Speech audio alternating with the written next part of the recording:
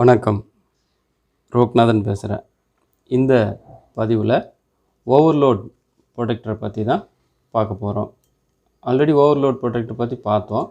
இந்த பதிவில் internal overload ப்ரொடெக்டரை பற்றி பார்க்க போகிறோம்.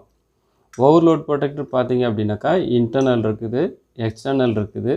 ஸோ இப்போது R&AC துறையில் நம்ம எல்லா R&AC மிஷின்லேயும் கம்ப்ரஸரை பாதுகாக்கிறதுக்கு ஓவர்லோட் ப்ரொடெக்டர் இருக்குது. ஸோ இன்டர்னலாக இருந்ததுன்னா இந்த டைப்பு தான் இருக்கும். அதாவது கம்ப்ரஸர் வைண்டிங்குள்ளே இது ஃபிக்ஸ் பண்ணியிருப்பாங்க. ஸோ இப்போ இது அப்படி இதெல்லாம் பார்த்தோம் அப்படின்னாக்கா எக்ஸ்டர்னலாக இருக்கும்.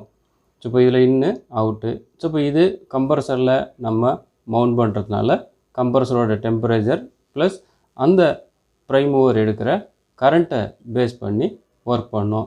ஸோ இப்போ இதுக்குள்ளே இருக்கிற அந்த பைமெட்டல் ஸ்டிப்பு கான்டாக்ட் பாயிண்ட்டை ஓப்பன் பண்ணோம். ஸோ இப்போ இதுவும் ஒரு டைப்பு நம்ம ரெஃப்ரிஜரேட்டரில் அதிகமாக இந்த ஓவர்லோட் ப்ரொடெக்டரை பயன்படுத்துவோம்.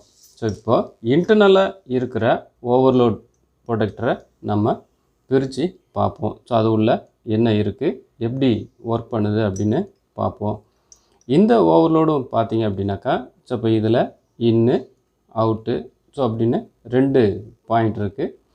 ஸோ இப்போ இது எப்படி ஒர்க் பண்ணுதுன்னு பார்த்தோம் அப்படின்னாக்கா இது ஆல்ரெடி நான் கட் பண்ணி பிரித்து வச்சுருக்கிறேன். இந்த இன்டர்னல் ஓவர்லோட்லேயும் பார்த்திங்க அப்படின்னாக்கா ஒரு பைமெட்டல் ஸ்ட்ரிப்பு ஒன்று இருக்குது. இந்த பைமெட்டல் ஸ்ட்ரிப்பு 2 மெட்டலால் செய்யப்பட்டது. அதனால தான் இதோட பேர் பைமெட்டல் ஸ்ட்ரிப்பு. இந்த பைமெட்டல் ஸ்ட்ரிப்பு ஹீட் ஆகும்பொழுது பெண்ட் ஆகும். ஸோ இப்போ ஏன்னா 2 மெட்டலால் செய்யப்பட்டது அப்படின்றதுனால ஸோ இப்போ இது ஹீட் ஆகும்பொழுது ஆட்டோமேட்டிக்காக ஸோ இப்போ இது ஆப்போசிட்டில் வளையிறதுனால இந்த கான்டாக்ட் பாயிண்ட்டு ஓப்பன் ஆகும். எப்போ இது ஹீட் ஆகும் அப்படின்னு பார்த்தீங்கன்னா அந்த ப்ரைம் மூவர் அப்நார்மலாக கரண்ட் எடுக்கும்பொழுதும் ப்ளஸ் அந்த கம்ப்ரஸர் அதிகப்படியான ஹீட் ஆகும்பொழுதும் ஸோ இப்போ இந்த பைமெட்டல் பெண்ட் ஆகிட்டு கான்டாக்ட் பாயிண்ட் ஓப்பன் ஆகிறதுனால அந்த கம்ப்ரஸருக்கு போகிற பவர் டிஸ்கனெக்ட் ஆகுது. ஸோ இதன் மூலயமா இந்த கம்ப்ரஸர் பாதுகாக்கப்படுது. இன்டர்னலாக இருக்கிறதுனால அதே மாதிரி கம்ப்ரஸர் வைண்டிங்லே இந்த ஓவர்லோடை ஃபிக்ஸ் பண்ணுறதுனால கரெக்டாக அந்த வைண்டிங்கோட டெம்பரேச்சரை ஸோ இப்போ இது சென்ஸ் பண்ணி ஸோ இப்போ இந்த பைமெட்டல் ஓப்பன் ஆகிட்டு கான்டாக்ட் பாயிண்ட்டை ஓப்பன் பண்ணும். ஸோ இப்போ இந்த கான்டாக்ட் பாயிண்ட் பார்த்திங்கன்னா நம்ம நார்மலாக இருக்கிற ஓவர்லோடு மாதிரியே இதுவும் நார்மலி க்ளோஸ் தான். ஸோ இப்போ மல்டிமீட்டரில் கண்டினியூட்டி செலக்ட் பண்ணிவிட்டு நம்ம கண்டினியூட்டி பார்க்கும்பொழுது க்ளோஸ் காமிக்கும். கண்டினியூட்டி பார்க்கும்பொழுது க்ளோஸ் காமிக்குது. ஸோ இப்போ இது ஒர்க் ஆகும்பொழுது பார்த்திங்க அப்படின்னா ஓப்பன் காமிக்குது. ஸோ இப்போ நான் லிவரை ஓப்பன் பண்ணியிருக்கிறேன். இப்போது க்ளோஸு, இப்போது ஓப்பன்.